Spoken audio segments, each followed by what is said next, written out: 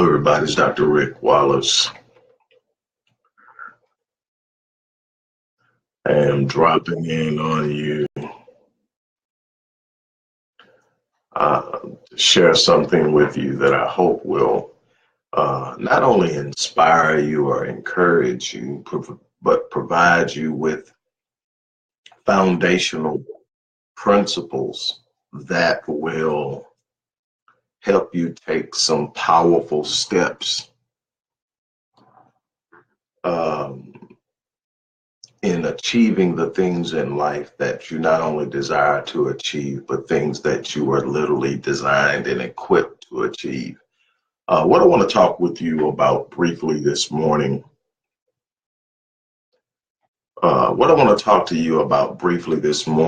is the idea of developing a clear understanding of what drives your actions. Well, you first and foremost have to understand why you're doing something. When you understand why you're doing something, it is that why or your purpose that is driving you through the difficulties, driving you through the challenges, driving you through all of the obstacles that you're going to face as you move through life. When you have a sense of why you're doing something, you have the motive, the motivation, the why, as I call it, that why, the why factor. When you know why you're doing something and your why is bigger than any moment that you're going to face, you can be certain that you're going to be successful. Why? Because when you arrive at these difficult moments, you are going to be able to push through them, because you're going to look at it and your why is going to be bigger than the pain. Your why is going to be greater than the delay. Your why is going to be greater than the complex nature of the enigma that you have to solve to keep moving. And so you will consistently find yourself in challenges, but find out how to overcome it. I tell people all the time, when you understand your why, when you truly invest in understanding your why, when you determine and become committed, then anything you face in life, all of the answers, all of the problems, all of the things that you're going to face, the answers will be there. And if they're not there, you'll find them. If you can't find them, you'll create them. That's what I tell people. You got successful people, then you got people who can't achieve success. The difference between successful people, you can find all these different ways to explain it. And one of the simplest ways that I've come up is, you got people who are successful. They see life differently. And one of the ways that they see life is that they wake up in the morning and they're not looking for someone to do something for them. They're not looking for someone else to offer them an opportunity. They're not looking for anyone to sit up and say, here's a chance to do something. They understand that if there's an opportunity out there, I'll find it. So they wake up in the morning looking for that opportunity that they need to advance their cause, their campaign, their desires. There's a sense of urgency in finding what they're looking for, and they're refusing to give up until they have it. And then if they can't find it, they have such tenacity about what they are doing and the reason why they're doing it, that they create one. So they're going to either get up in the morning and find the things they need to do the things they desire to do, the things that they are passionate about, the things they believe in, or they are going to sit there and they are going to create one. Now, here's the thing. Something I learned in the course of my life, and then I started to study it in a more in-depth way. A lot of what you run into in life, a lot of what you encounter in life is actually a part of, or a cause. I believe really truly in the 7 universal laws. And one of the universal laws is cause and effect, meaning that nothing happens in a vacuum. Nothing simply happens because there are no insignificant moments, and there's no coincidence. Everything has a causality. Everything has a cause. And when you understand the cause, you understand where the effect came from. You can now either repeat the cause if you like the effect, or change the cause, disrupt the cause, arrest the cause if you don't like it. So you have the capacity in life to change what's coming at you by understanding where it came from. And when you understand where it came from, you then have the ability to address it. But one thing that I learned is that you're doing something to get somewhere. Now you got to determine what's driving me. You got to be able to determine what's driving me. And what do I mean by that? You can either be purpose driven or outcome driven. Now, in many ways, being purpose driven and outcome driven will produce a lot of the same results. Outcome means I'm doing it and I'm driven by what I'm going to get out of it. So I'm doing it because if I succeed, I get that new Range Rover. If I succeed, I get that new dream house. If I succeed, I get that babe or that honey I've been peeping for some time now. If I succeed, my marriage will be better. If I succeed, all of those things, there are absolutely nothing wrong with them. The problem is when you're driven by outcome, the parameters of your character aren't protected by integrity. And what is integrity? Integrity, let me first reverse. I'm going to tell you what integrity is in a minute. I'm going to tell you some of the biggest moral mistakes I've ever made in my life is when I was outcome driven. Because what? When you're outcome driven, the only thing you have on your mind is what you're going after. And anything that gets in your way, you'll run through it, run around it, get over it, and do whatever you have to do in order to have it. Now, there are people out there who operate like that. And there was a time in my life that I lived by, I lived life through the lens of a paradigm that says it's a dog-eat-dog world. And while I achieved a lot of what most people would call success, I caused a lot of damage. I caused a lot of pain to myself and to others, people I cared about. And it wasn't so much in the way that most people would think, but it wasn't in the way that I was really truly adding to their life. You don't have to go out and purposely harm someone. You don't have to go out and really do what most people can easily look at and say is that you're causing damage. You don't have to go out there and do it that way. By not properly investing in people, by not properly in intimately engaging people when they need you to, you can be causing, you can be so distant from your family because you're chasing something that they can't get what they need out of you, and that's still harm. And so when I'm saying that I caused damage, it wasn't like I was going out purposely burning or doing stuff to people. I was just so caught up in my passion that of what I was chasing that everything else was secondary. The things that should have really mattered had taken back seat to the accomplishing of the outcome. I had to have this. I had to have that. I'm going to live here. I'm going to do this. I was defining myself by my things, and I had to have more things because I could never fill that void on the inside that was demanding something of me. I'm going somewhere with this. But when I decided that, wait a minute, this is not the legacy I want to leave behind. That's more of me to give. And so now I'm going to start moving in the same direction, accomplishing the same things, but instead of being guided by the outcome, I'm going to be guided by purpose.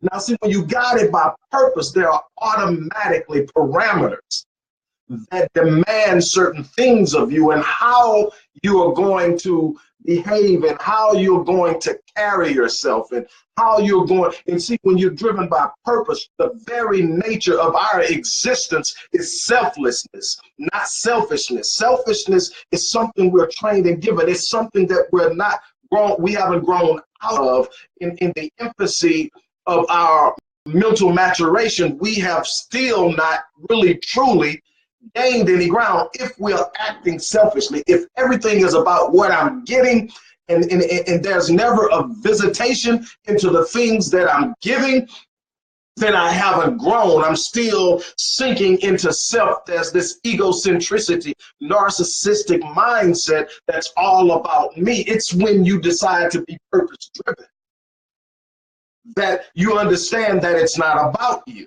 that you're going to get to experience life, enjoy life, and have things that most people will never have, but it's never about that. That comes secondary. That comes as a part of the effect from the cause of you pouring into other people. Now, when you're purpose driven, you understand that you are to fill your space. That's something that the man who I call the man in my life, my great grandfather, that's something he taught me early in life. Son, you gotta fill your space.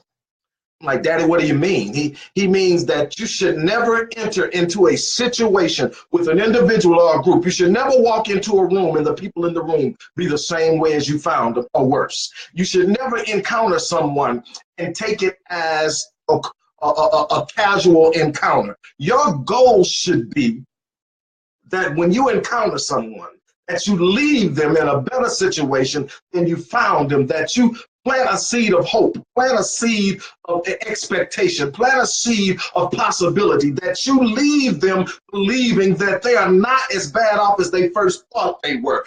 Give them a reason to stand up and fight. You gotta fill your space. And so what I'm saying is purpose is a demand on you to fill your space. Purpose is not about what you experience, but what you cause other people to experience. You simply reap benefits of what you've sown into others, and that's how you get the outcome. When you start chasing the outcome and you lose sight of purpose, then you find yourself in places that you can't understand. You find yourself being tempted to step outside of the boundaries of what you know is acceptable. Why? Because the outcome is the first and the foremost thing in your mind. All you know is what you want in the outcome. Now, when I meet with my clients, the very first thing I ask them is, what is the outcome you're expecting?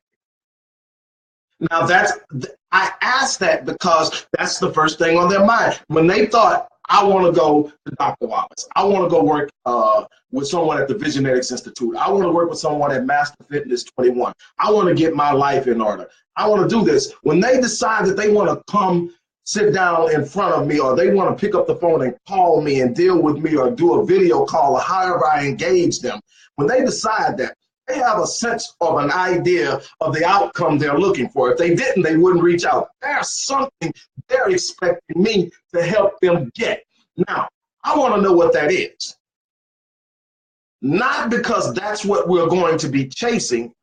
I need to know what it is. Then I'm going to find out what's behind it. Why do you want it? Then I'm going to find a way to connect purpose to it. Then I'm going to show them how simply living in purpose will automatically produce it.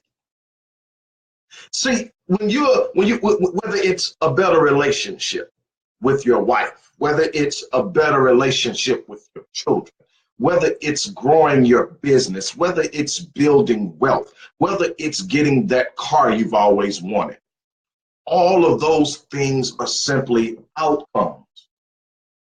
What you want to be able to do is experience life by pouring into it and allowing life to deliver to you the results of your harvest. See, when you're planting things by way of thought first, everything manifests from the mind. So you have to be able to, first of all, control your thinking, whether you are, whatever your faith is. But I know I have a lot of people who are in some ways, or have at least at some point in their life been exposed to Christianity. So it's the easiest way for me to relate to people. But I am in no way telling you how or what to believe, but you got to connect to that power. So let's look at what Bible says about this. Now, and when I talk to my people all the time, you got to arrest the thoughts that are moving against your purpose. You got to arrest the thoughts that are moving against your progression. You got to arrest the thoughts that are telling you you can't. You got to arrest the thoughts that are interrupting your faith. You got to arrest the thoughts.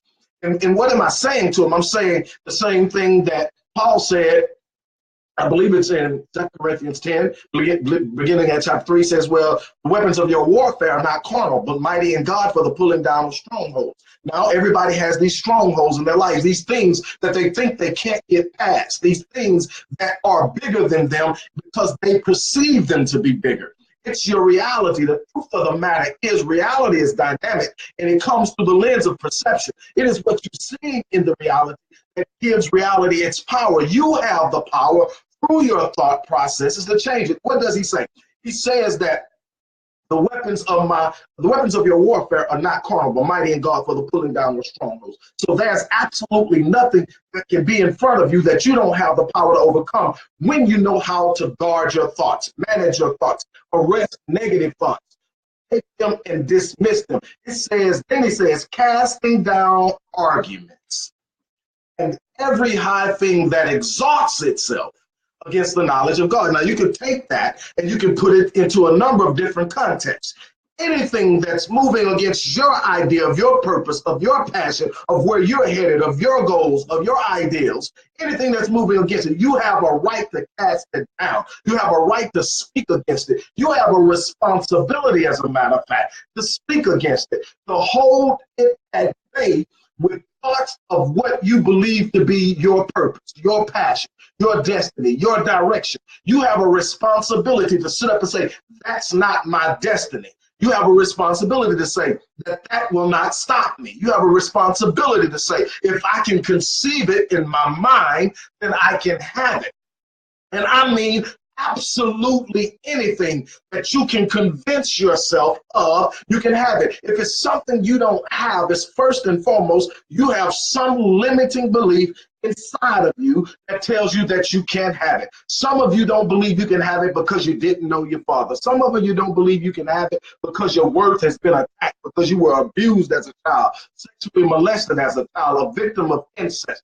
Maybe you were abandoned by your first love. Whatever it is, you're dealing with a self-worth issue, and because you haven't really dealt with that self-image, that self-concept idea, you don't believe you're worthy of that thing you're wishing for. But see, that's what you get. That's why you've got to arrest the thoughts, because you've allowed an event in your life to define who you are. You've allowed an event in your life to establish your value. And you've got to go back, arrest that situation, change that situation, do something about it.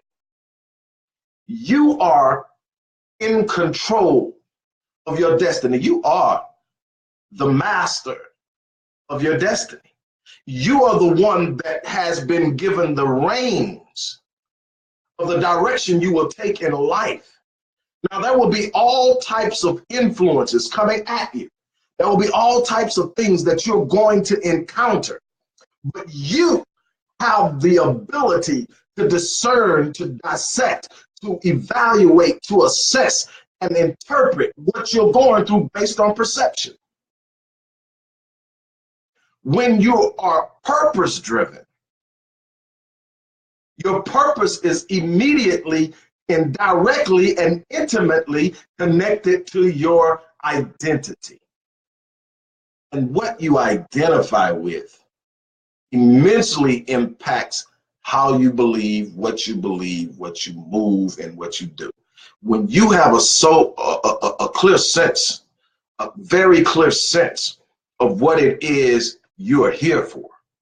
How are you here to make the world better? Because ultimately, everybody's here to impact the world around them. Everybody's here to make a difference somehow.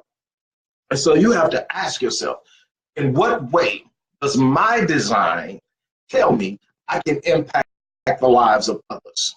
And when you start to determine that you want to impact the lives of others, you immediately abandon the idea that someone owes you something. You immediately abandon the idea that something is owed to you in any way. You start to embrace the idea that you are here to give something to the world that will leave it in a better place, that will allow you to leave it in a better place than you found it.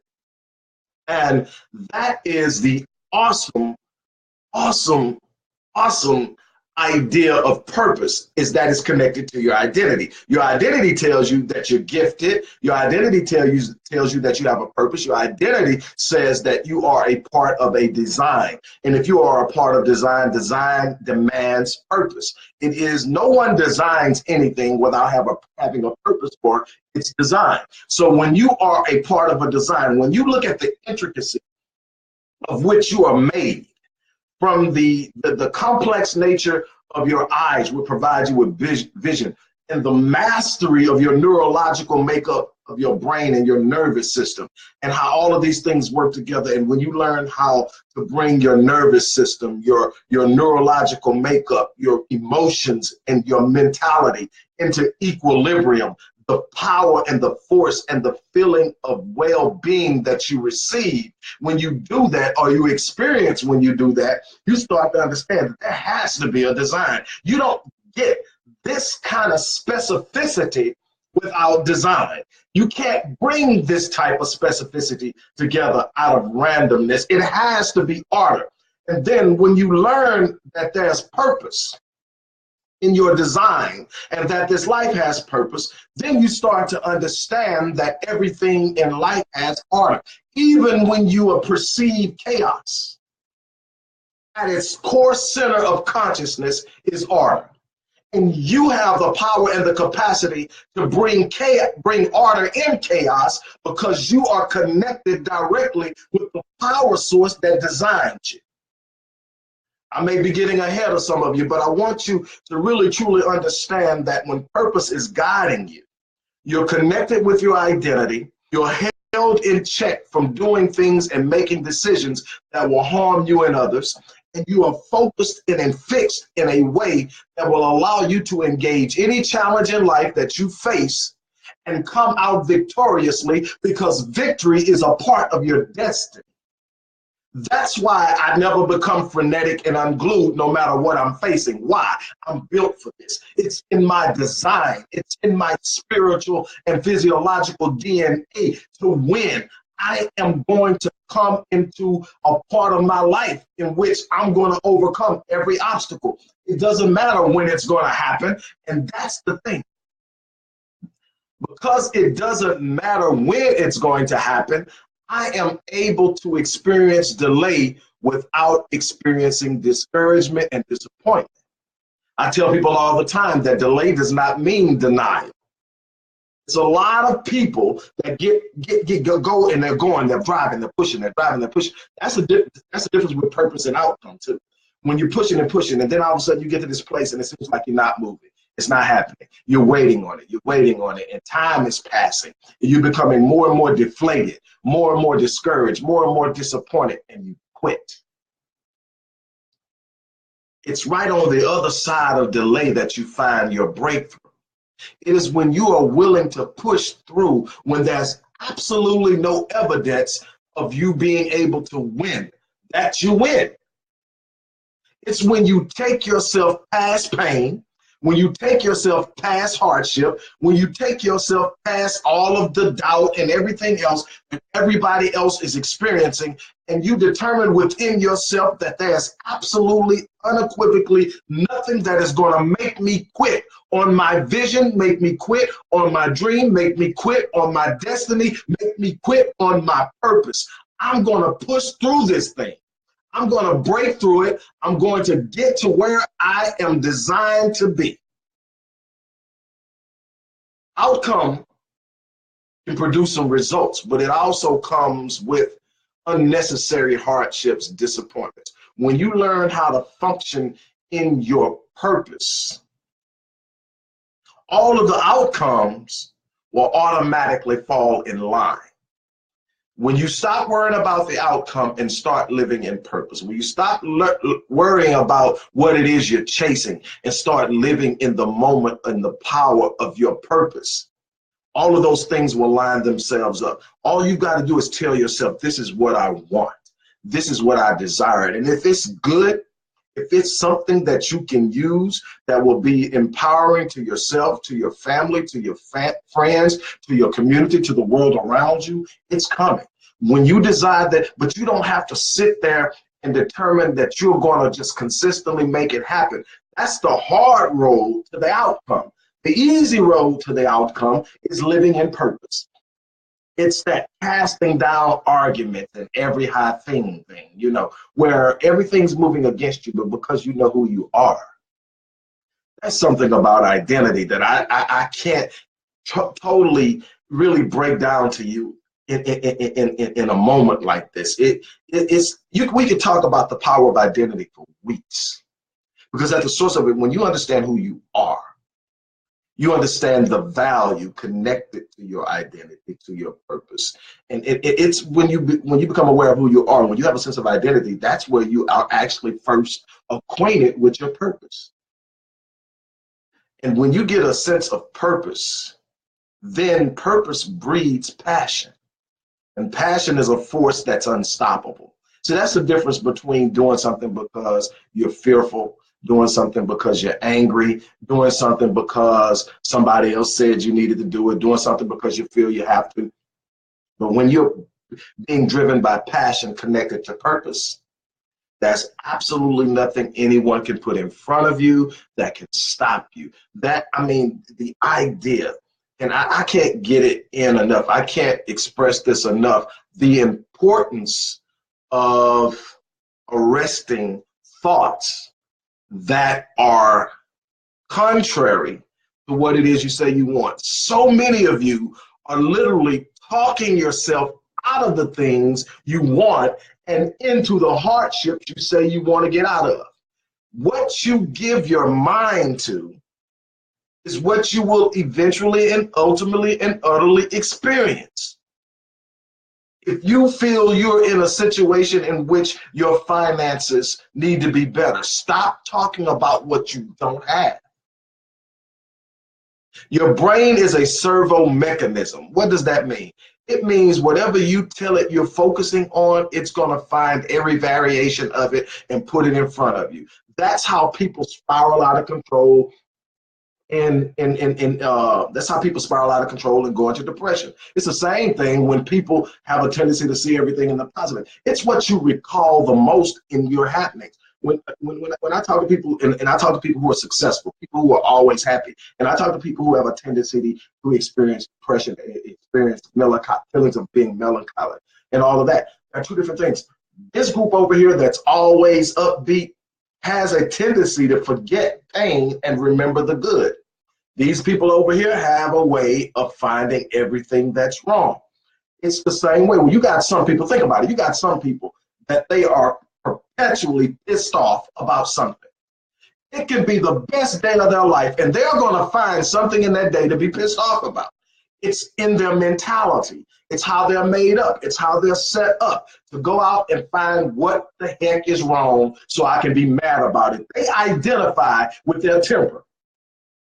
If you talk to them long enough, they'll literally talk about it as if it's a great thing. You know, I just got this quick temper. I don't let nobody do this to me. I'll get on, blah, blah. And they don't understand how that's really draining them, how that energy that's necessary to sustain that temper that you have can't produce the things in life that are really, truly valuable, that have intrinsic value. You got some people that's sad all the time.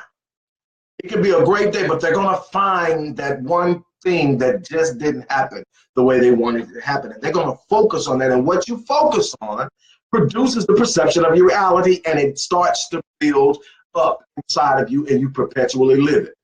You've got to come out of that living in that. What you recall, what you focus on, is going to produce itself over and over again until you change your focus. So if you are looking at something, you're saying, this is not what I want. Your brain is a servo mechanism.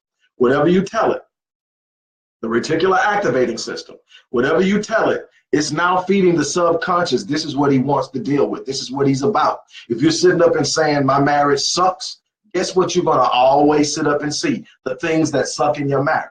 But if you decide, I'm going to find the things worth fighting for in my marriage, guess what happens? You start to get a greater appreciation of your spouse. You start to get a greater desire to please your spouse. You start to become full of gratitude. And when you develop a heart of gratitude, things start to happen differently in your life. Your expectations change. The way you view things change. Your perception is setting up the table differently. And when your perception starts to change the way it sets up your table that you eat from daily, the things you get out of life change as well. If your table is being set up by your perception, and on your table you have bitterness, on your table you have victimization, on your table you have anger, on your table you have a lack of control or a feeling of impotence, and that's what you're eating from all day long. Imagine what you're producing in that diet of nothing but negativity. But then start to say, you know what, instead of looking for what's wrong in my marriage, instead of looking for what's wrong in my finances, instead of looking for what's wrong in the work I'm trying to do to build my business, I'm going to start looking for what's working, and then I'm going to build out from there. Immediately, when you start to look for the good, you start to develop a heart of gratitude. When you develop a heart of gratitude, your perception changes. Now you're setting the table with high expectations, high standards, anticipation, a feeling of gratefulness. And all of these things are the things you're eating from daily, all day long. And what you're producing is what you're eating. You can't get anything out of you that you didn't put on the inside of you. So whatever you're producing now, it may be being brought out of you by someone else. This is one thing, people see people say, well, when they go off on somebody, or they actually, turn around and strike out physically against somebody, they'll sit up and say, hey, they did this, and this. They brought it out of me. Well, see, they couldn't have brought out of you what wasn't already there. See, you've been feeding yourself a dose of people get on my nerves. You've been feeding yourself a dose of nobody cares for me. You've been feeding yourself a dose of, oh, why me? You've been feeding yourself a dose of all of these negative things, so that when somebody does something that just really gets on your nerves, the first thing you do is strike out at them. Why? Because it's inside of you already. When you start to feed yourself thankfulness, gratefulness, I don't mean become a doorstep for anybody. I don't mean allow anybody to kick you around. I mean, when you have a sense of self-worth, when you know who you will automatically defend your space. You will automatically defend your right to have peace and tranquility and autonomy in your life. You won't allow anybody to impede on you, step on you, and kick you. And you will control that at a level that you will start to find that less and less and fewer people will even attempt to come into your world and try to do anything negative towards you, because they already understand it. And then the energy that you start to emit will start to repel people. I was telling something, I mentioned it on a comment on social media earlier when somebody was talking about some things that were going on, they were celebrating. And I said that actually the perception is so powerful, because you'll be amazed at what you think. Negativity, especially negativity that comes from other people, only has gravity and weight when you give it to it. Energy is being emitted at all times. Everything is energy. Everything is energy. We're not going to get into it in great depth, but everything is energy.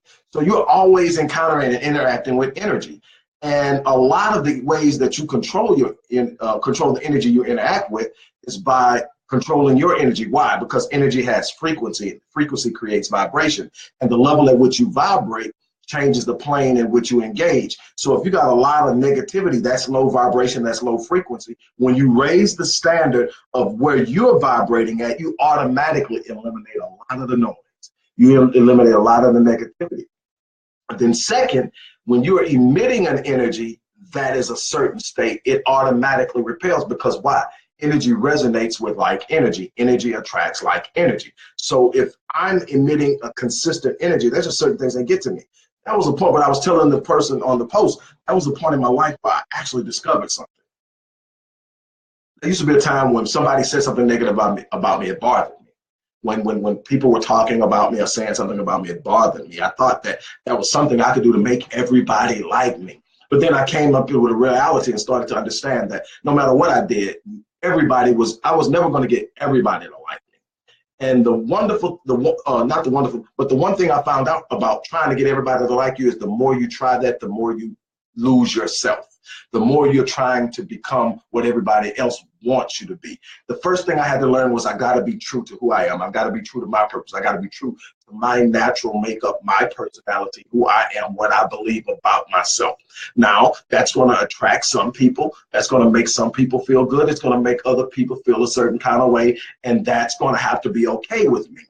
Also, something more powerful I learned, that because everything is energy and that you never destroy energy, you can just basically, energy is transformed, is energy, it can be redirected, but it's going to always exist. It can exist in different forms, but the patterns are always the same. But what can you do? I found that I had the power to literally take negative energy and convert it to positive. I can literally take the energy that was being sent at me, and because I controlled how I perceived it, I could convert that energy into positive energy. Now, it's a process that my mind goes through, that it's automatic. When somebody says negative about me, I actually smile now. Why? Because you just sent your energy to me. Now it's in my hands. Now I get to do what I want to with it. It's so many times in my life that I was driven by negative energy. But instead of getting angry, I used to do that. I used to do stuff just to prove to people who said I couldn't do it, I could do it. But that was so freaking draining. What I found, though, is when I learned how to transform that negative energy they sent me into positive energy, I was able to take their energy, elevate myself, and accomplish things without having the negative side effects of anger. And it's amazing when you are able to control what you perceive, how you are gated. Again, listen to me. Reality is not a fixed place. Reality is a dynamic thing that is determined by how you perceive it at any given moment. It is dynamic. It is something that's consistently changing based on how you engage it, how you perceive it, how you respond to it.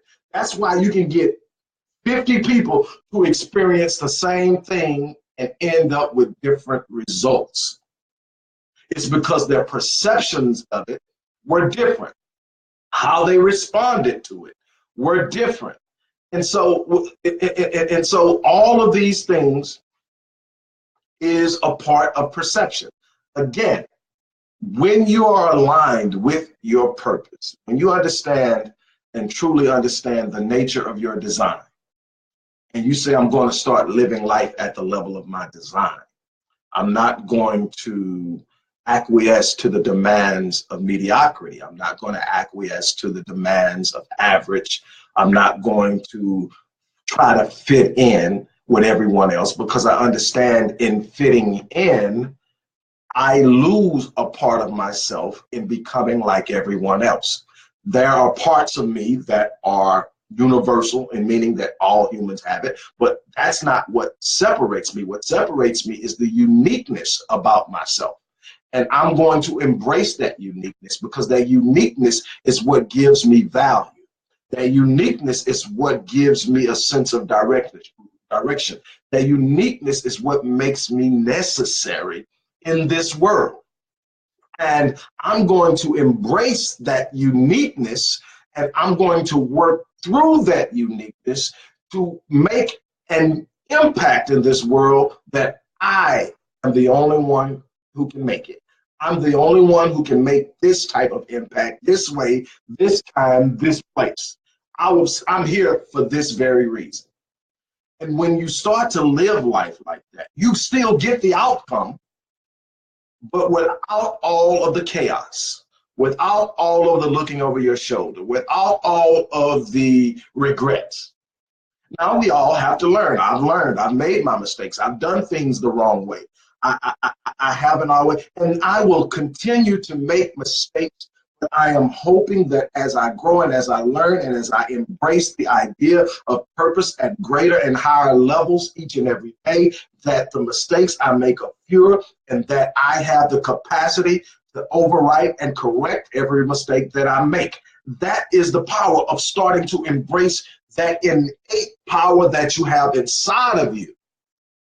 There's nothing that you can't shift and change in the world in which you operate when you take it upon yourself to be you. Most of the problems that you're going through is because you're trying to fit into a box somebody else created for you. A lot of the problems that you're facing right now is because you're in an alien state of existence, meaning you're operating outside the parameters of your design. You're trying to do things based on what other people tell you to do. You're trying to engage life based on someone else's idea of perception. Life is not stagnant and static like that. Someone else's understanding, it might be good for them, but it might be devastating for you. Lastly, let it go. This is a little divorced from where we're actually talking, but it's something that's deeply inside of my spirit and I want to get it out. Let it go. And I want to be clear about what I'm saying. There are a lot of you holding on to past hurts. There are a lot of you that are being held hostage by things other people did to you that you can't let go of. And it's causing all kind of things to hurt. My grandfather asked me a question a long time ago. And for a guy with a second grade education, this dude was off the chain. And that's something that's important. You know, yes, obviously, when you observe me, you say, okay, he invested a lot into academia. But I'll tell you that the vast majority of what's advanced me had nothing to do with what I did with academia. I had a purpose for academia. And my goal was to master it for a reason because I planned on doing something with that. I'm not going to get into that now. But what I can tell you is there's absolutely nothing out there that you need that you have to go to any institution to get. It's important to understand that because there's nothing wrong with institution in the proper context. The one way that institutions generally catch us is when we give too much power to them, too much validation to them, too much of our value assessment to them. So if we get turned down from an institution or we fail in completing an assignment or a course or a class from the institution, we diminish our own value and worth based on it. And that's not how things are working. This world will give you what you want, whether you matriculate to any institution or not. You have to be willing to go out and arrest the things in life that you want. You have to be vigorously going after those things in order to truly have them. It has nothing to do with any particular thing outside of yourself. Now the conduit you use is important. But again, I want to get back to this. He stood up and he told me, and like with his second grade education, he had this unbelievable wisdom that I don't think you can get in any institution. I think life is the best teacher. I think it was the Honorable Elijah Muhammad, and I'm quoting this that was passed on to me, so I may be misquoting it, but I think he said that history is best equipped to reward research. I believe that's the way it was said. History is best equipped to reward research. Say nothing about institutes or universities or anything like that. History, it's about going back and understanding where you come from, what happened, how things develop. But history rewards research. We know that. But again, let's get back to what I'm trying to get at. And my grandfather says to me, son, what killed how did he put it? If you were to get bit by a rattlesnake, will the bite kill you? I'm like, if I don't get help, yeah, it's going to kill me. He said, think about it again. Is it the bite that kills you? So while the bite is painful and it hurts, it's not the bite that kills you. It's the toxins that's released into your bloodstream with the bite that you fail to expel. Now, he didn't use those words, but that's my words. That you fail to expel. It's not the bite. It's the poison left behind by the bite that you refuse to take out. Now, let's apply this to this let it go thing. Somebody bit you a long time ago. It hurt. It really, really hurt. It hurt you so much that you didn't even take the time to heal. You refused to release the toxins. And then what happened? The toxins started to take over the body of your life, and in the form of bitterness, in the form of hatred, in the form of anger. And it has literally cripped you, and it is slowly killing you because you refuse to let it go. You refuse to expel it from your existence. There's something you're holding on to that is literally destroying you because you refuse to deal with it and release it. Now, when I talk about releasing it, I'm not talking about this pseudo forgiveness thing that's pushed around so much now, where you just sit up there and every time somebody does something to you, you just toss it up and say, I forgive them, because number one, you really haven't forgiven them. You've done what everybody told you to do, and you're still not dealing with it. That's extremely dangerous. That forgiveness that's not really forgiveness is trained forgiveness. What I'm talking about is an ability to deal with people who are hostile towards you in a way that you need to do. There are some people that you need to check. There's some people that need a hard check. And there's some people that need to be ignored. But whatever it is, you've got to deal with them and then let it go. It doesn't mean let them do it and let it go, because you got people that keep coming. You got to put a hard enough check on people that they don't do it again. Sometimes that check means getting them out of your life. Sometimes it depends on how it's coming at you. If it's coming at you in the form of a punch, you might have to punch back. I'm putting things in proper perspective. You make a response determinant upon the aggression. But after you deal with it, let it go. We are some people who love to let the nastiness fester and simmer in our lives, setting up a massive form of toxicity that destroys us from the inside out and makes us the most miserable people in the world to be around.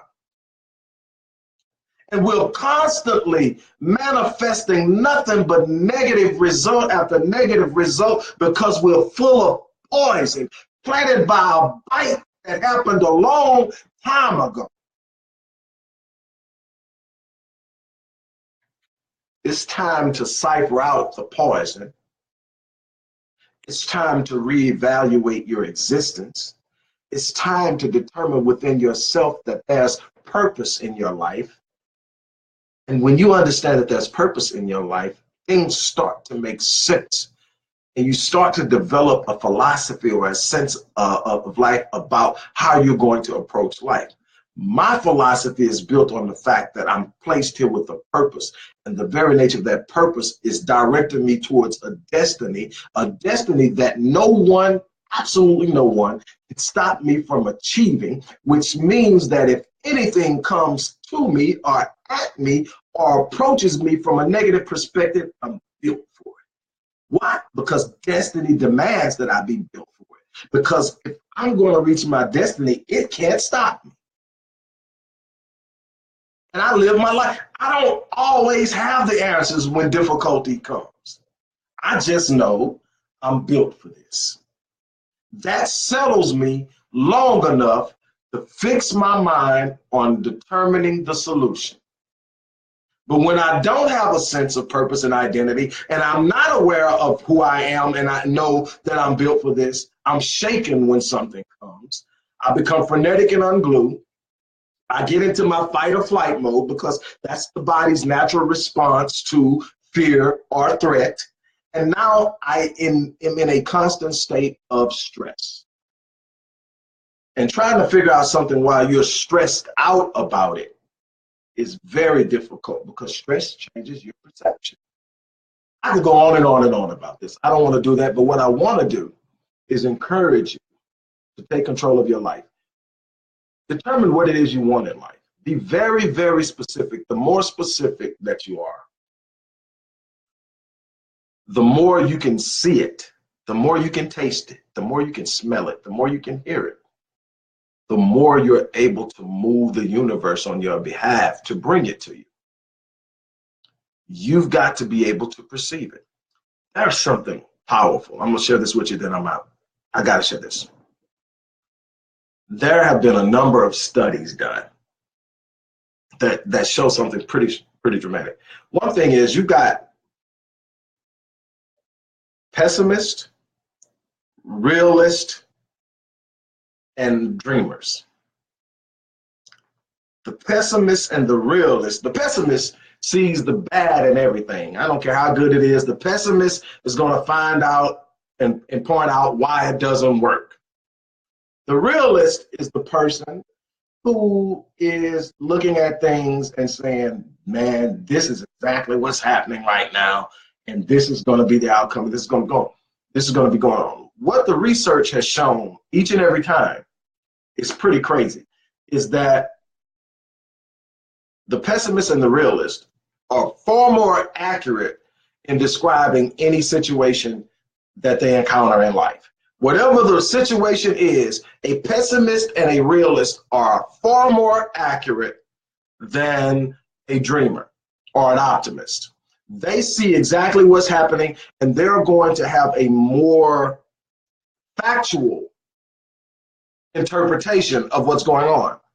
The dreamer or the optimist tends to have a glazed interpretation of what's happening. They only see the good. They only see the possibility.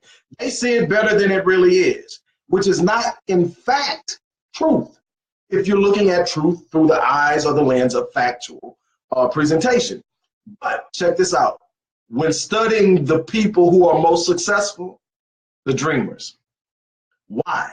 Because your mind cannot determine what is truth in what you perceive and what is imagined. The person who is a dreamer, the person who is an optimist, because they see things better, tend to experience life better. That is, I mean, I can't explain to you perception is reality better than that.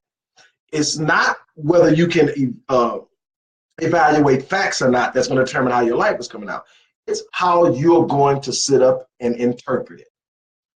Now, people will see the same facts and interpret them different. The pessimist and the realist are going to interpret it one way. The dreamer and the optimist are going to interpret it another way. And as a rule, the dreamer and the optimist will experience life that the realist and the pessimist will never experience, because they see it differently. And that's it. So with all of that being said, I went a lot longer than I was expecting, but it was just flowing, and I didn't want to back off of it. But here you are. You have this now. What are you going to do with it? That's the thing. People, thousands of people go to seminars. Thousands of people go to conferences. Get excited, hear it, walk away, never apply it. Apply it. Take it upon yourself to find one thing. You don't have to get it everything. The one thing about this video is it's going to be up on my page as long as Facebook allows it to stay up there.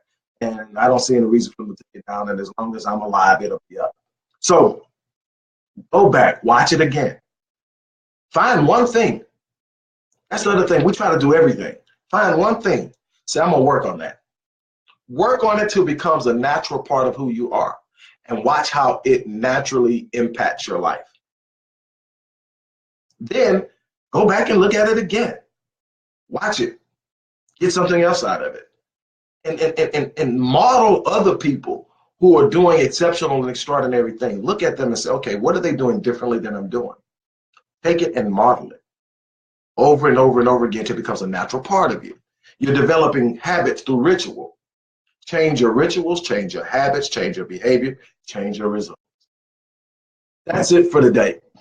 It's been awesome. I absolutely adore all of you guys.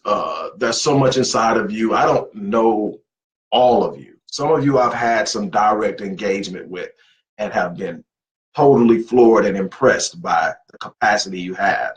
Some of you don't see it in yourself, but I do.